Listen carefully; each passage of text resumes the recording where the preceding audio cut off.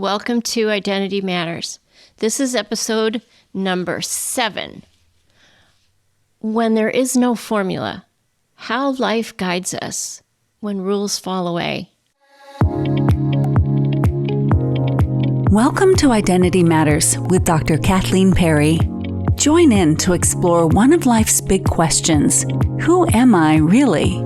The Identity Matters podcast will show you that you are and always have been innately whole and worthy just as you are. So slow down, relax, and enjoy the show. Welcome back to Identity Matters. This episode is something that I recorded almost 2 years ago, back when this podcast was just a glimmer in my eye. And when I was very identified with this persona that I'd created about getting it right and perfectionism. And let me just practice more. Let me clarify my ideas about what this podcast is going to be about. And yet, at the same time, I just hit record and recorded some videos and audios. And they just sat on my desktop. So I came across this one and, oh my gosh, when that identification with a person trying to get it right goes away, something came through.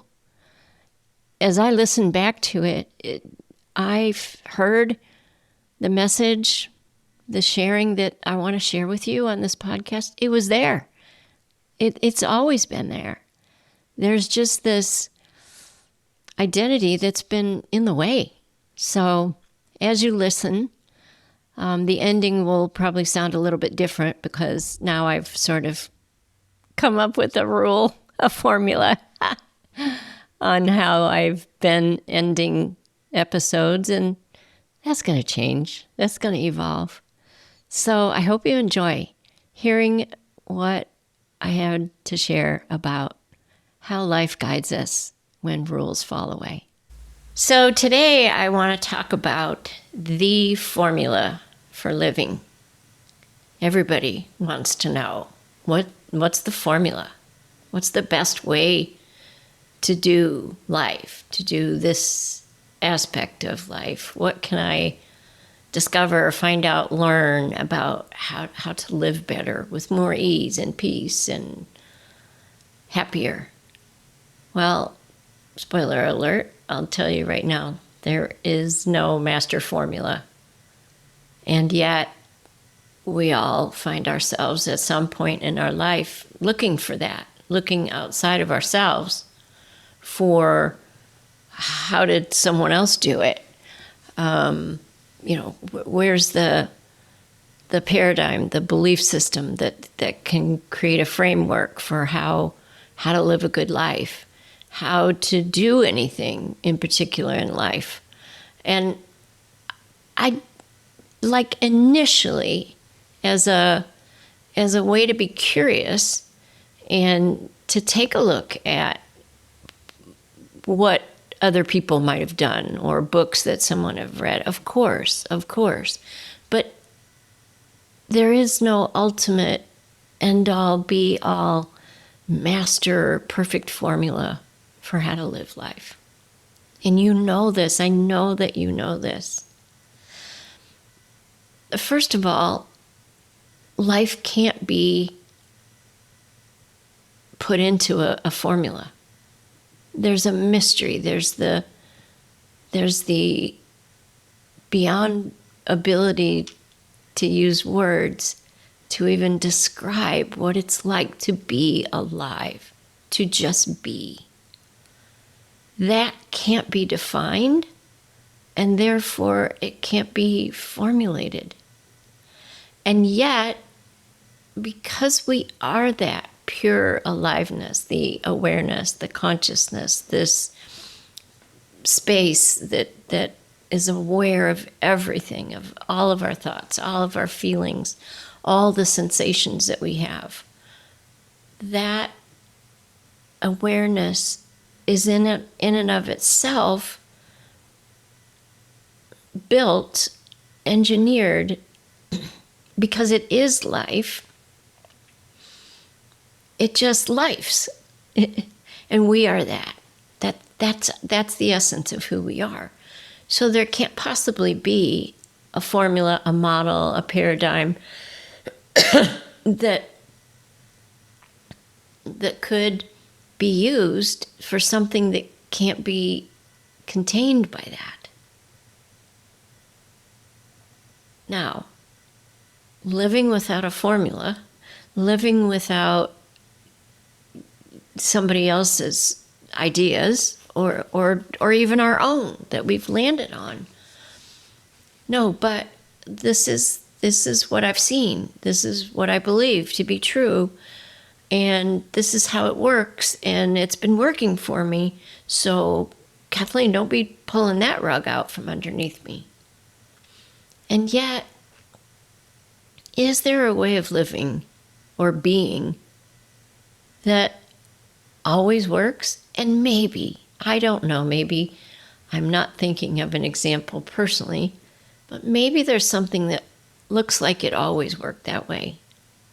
Yep, this life and me fit into this model, this framework, and it always seemed to go that way.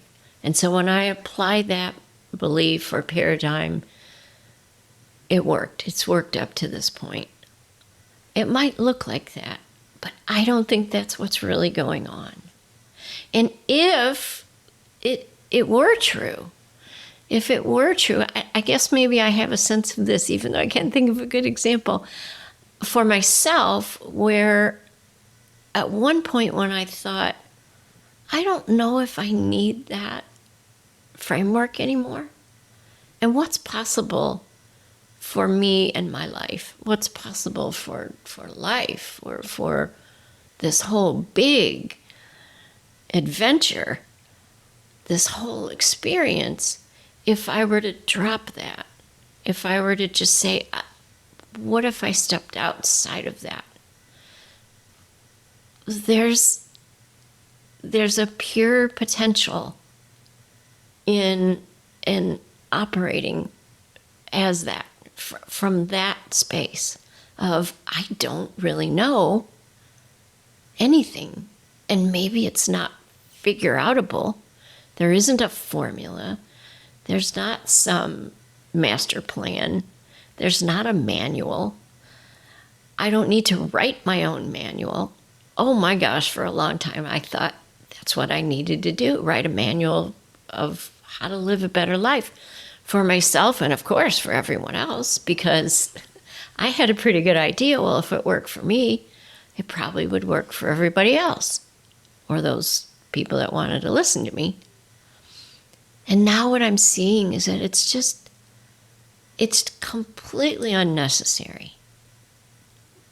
If what we are is pure consciousness, we're aliveness, we're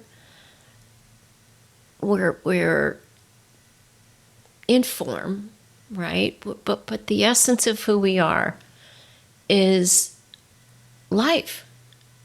And it and we have an innate built-in capacity to just be in the flow, to just go with what's next, with not what's next, with what's now.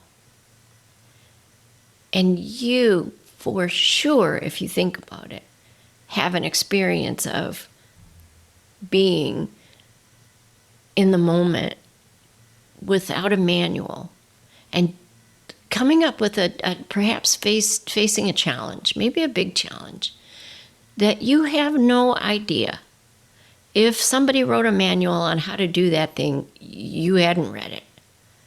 And somehow what comes through is this intuitive, innate response that is how it works ultimately. And I believe that it's always been working that way. But the mind will come back in after the fact and take credit for, I did that, I applied the formula, see how that aligns with this paradigm, this belief system that I have, of course. And it's happening after the fact, because what's really happening is that we're just being lived. We are life itself in form.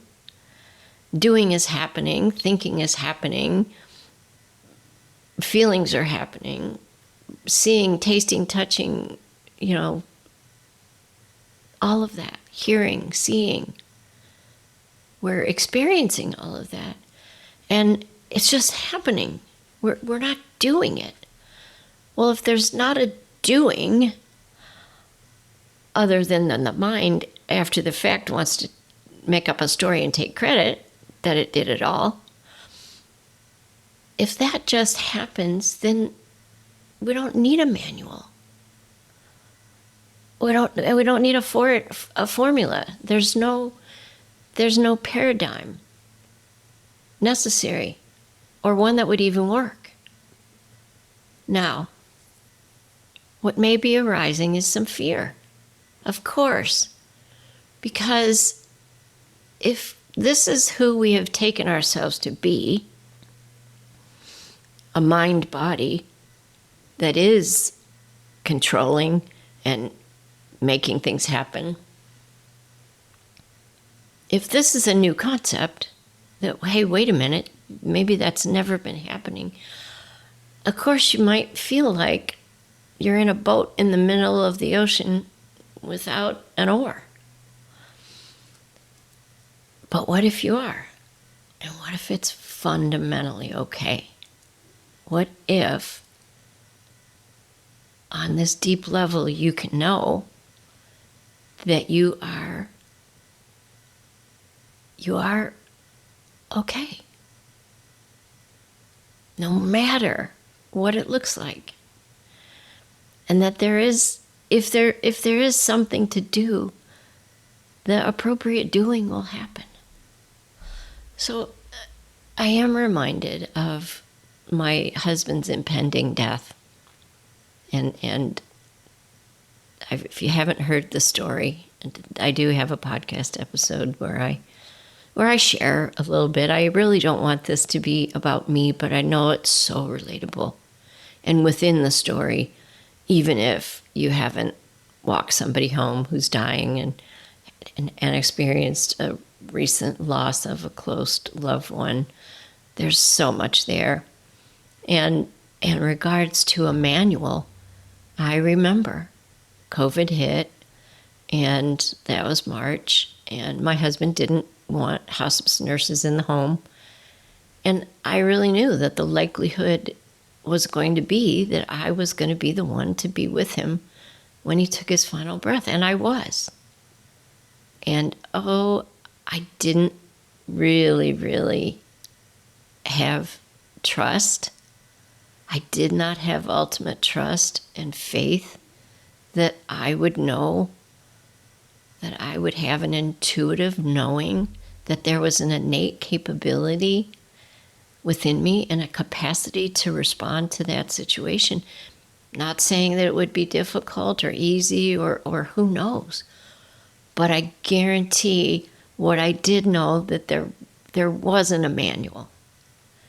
And yet, I guess part of me was, at the time, if I try to think back, it was 4 years ago, was maybe hoping for one and kind of looking around. But no, now as I remember it, I did know, even though there was the me with thinking and feeling and believing and identifying with that for many of the hours and days and weeks between being alone with him and 4 months watching his body, shrink up and functions drop, and holding him in my arms when he took his final breath.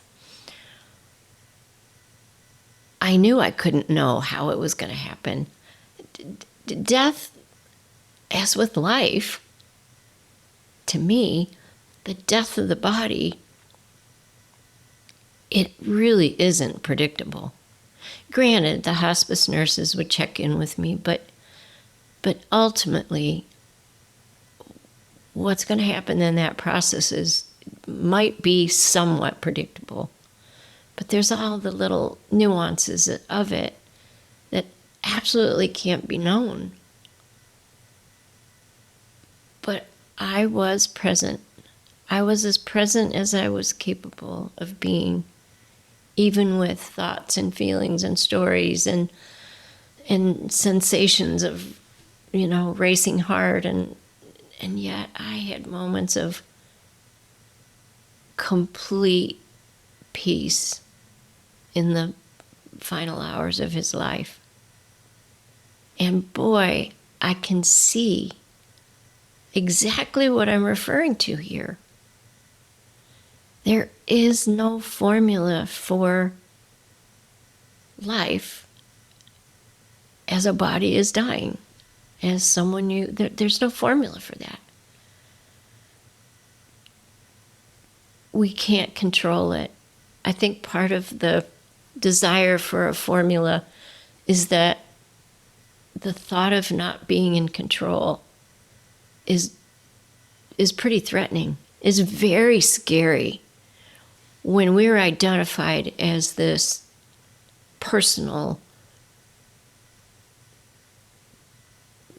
mind created thought, thinking, feeling, belief, story of me, what's happened to me, this body mind, when we're identified as that is only who we are, and we forget this deeper nature, this just pure consciousness that we are, when we're identified as that me, separate from everyone else, separate from life, of course the idea that there's no control, that we're actually not in the driver's seat, hanging onto the steering wheel with control of the gas pedal and the brake, yeah, that can look pretty darn scary. So, what do we do with that? First of all, let's say you're somebody who is walking a loved one home. There's an impending death. You're navigating the end of life with someone who's in hospice. Of course, get information, get support, talk to other people. I'm not saying that it's wrong to see how someone else did it. In fact, it can be very helpful. But if we are trying to be entirely dependent on how someone else did it, because it sure looks like, someone were to come to me and say, well, and of course, on the outside, maybe it looked like I really had my stuff together. Okay, how did you do it?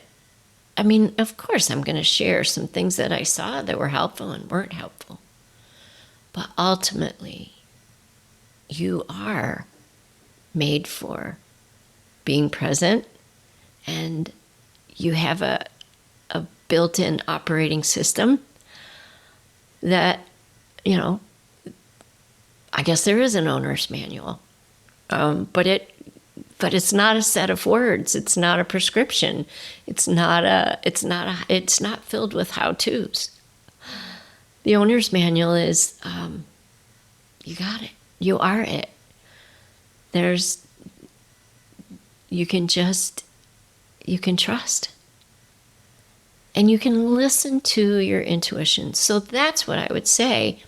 If you do read books and you have a community of support and you work with a coach that, says, look in this direction or whatever they might offer, check in. Check in with you, your heart, your gut, your intuitive sense of knowing. That's part of your nature. That's part of your makeup. That is part of your divine engineering. And that's your compass. And so it's easier to access that, I think, when the mind is calm and when our thinking is slowed down. But it's always there. And even with a crazy busy mind, like, I felt that at times. It's like I could feel, sort of an invitation to follow this stressful thinking. What am I going to do? What's the end going to be like?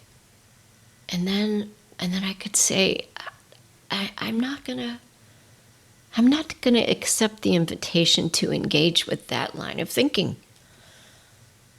Because there is a level of trust that I would show up, that I'd be present. I would be there. I wanted to be there to walk him all the way home. And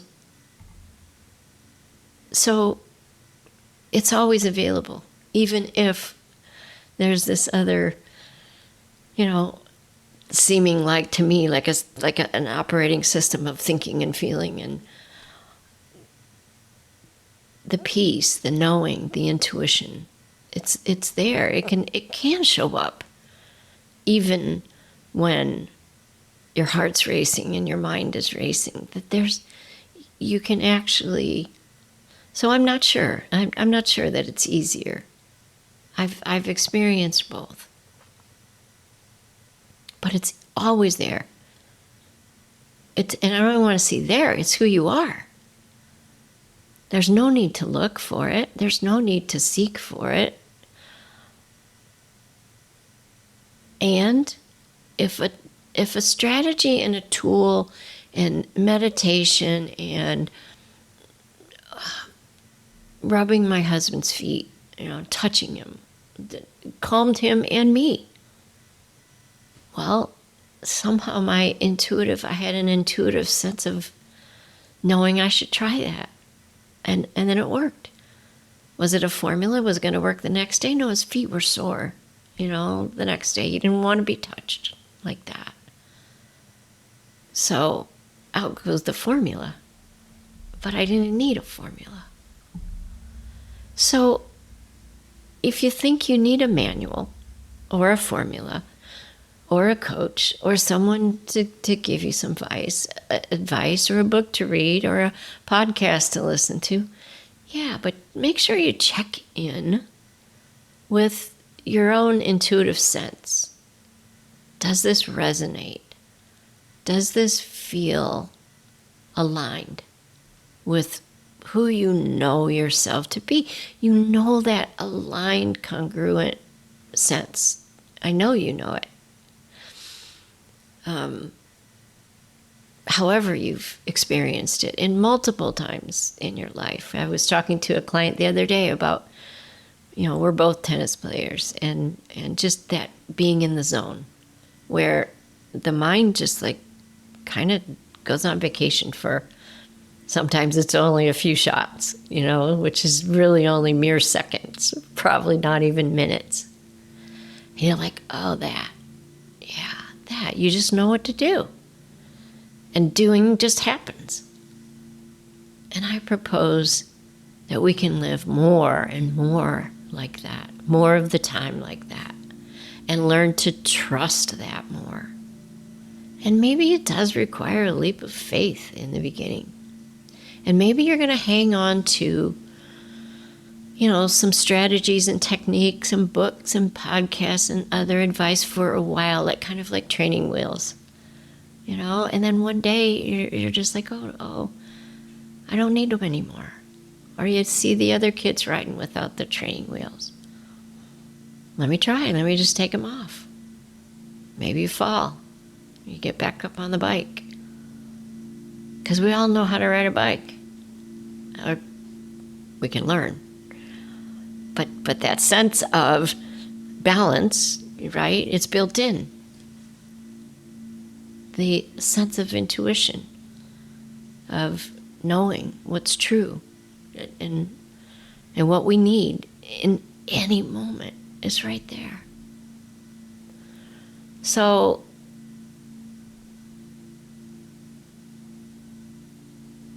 if you find yourself looking for a formula, it's okay.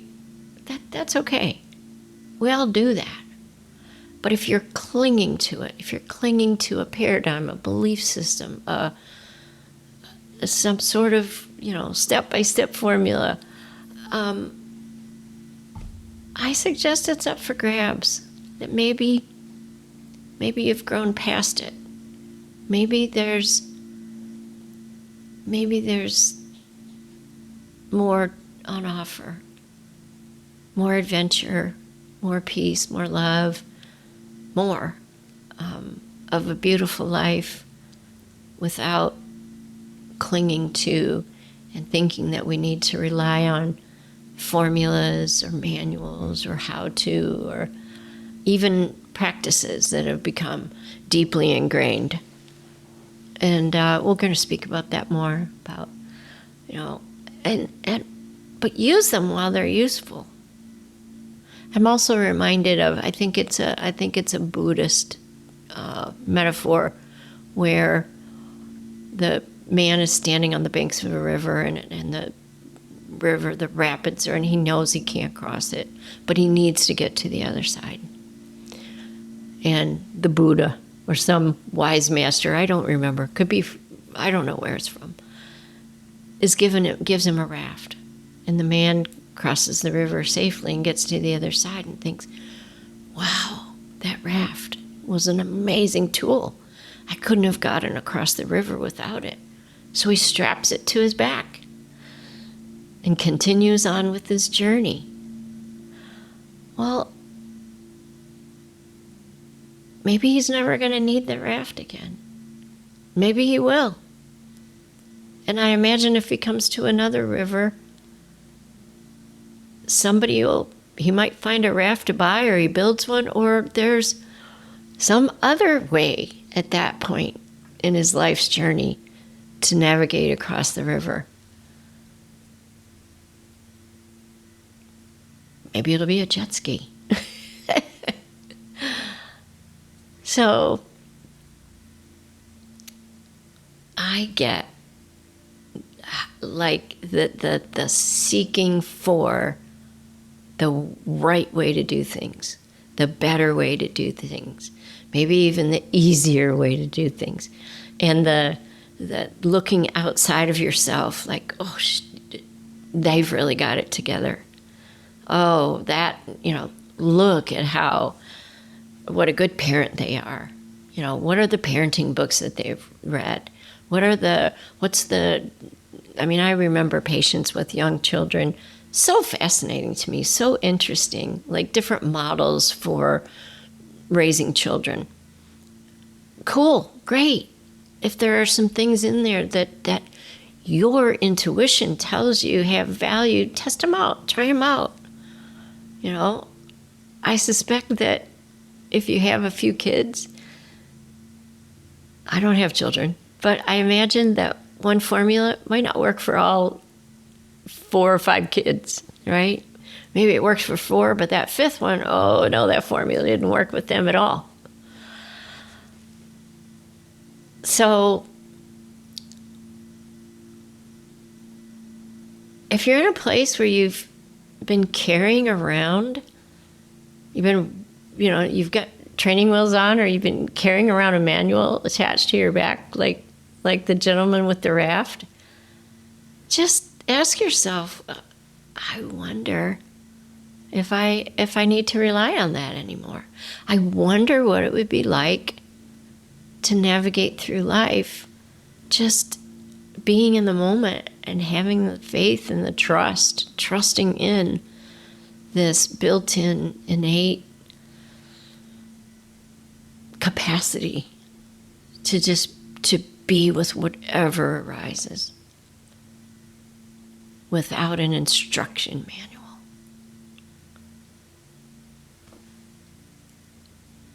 How fun is that? And yeah, maybe scary. So see if you want to just tip your toe in the water and give it a try, and just see what you see. Just consider, what have you been hanging on to that maybe is time to let go of. You probably have a sense as you've been listening to something that you might be saying, okay, yeah, I've been using that as a formula for living for a while. I wonder if, and even maybe you have examples of, well, it works most of the time, but it doesn't work every time. So you're out there looking for a better formula or a supplemental formula. Oh, you got your manual, but we need some amendments. Maybe you don't need anything like that.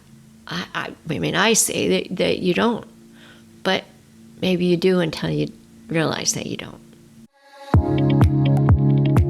Thank you for listening to Identity Matters. I hope you found this episode insightful. If you're ready to delve further into this journey of self-discovery and uncover your innate wholeness, I invite you to consider one-on-one coaching with me. Together, we can explore the unique challenges and opportunities in your life or your business or both. And through that exploration, help you align with your true self. To learn more about my coaching services, visit drkathleenperry.com/services.